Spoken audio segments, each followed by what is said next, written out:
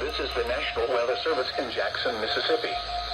The preceding signal was a test of the weather radio warning alarm device. During potentially dangerous weather situations, specially built receivers can be automatically activated by the signal to warn of the impending hazard.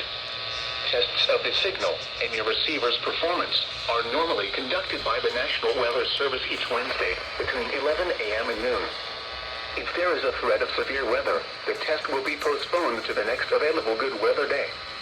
Reception of this broadcast, and especially the warning alarm tone, will vary at any given location. This variability, normally more noticeable at greater distances from the transmitter, can occur even though you are using a good quality receiver in good working order. This concludes the weekly test of the No Weather Radio All Hazards Warning Alarm device.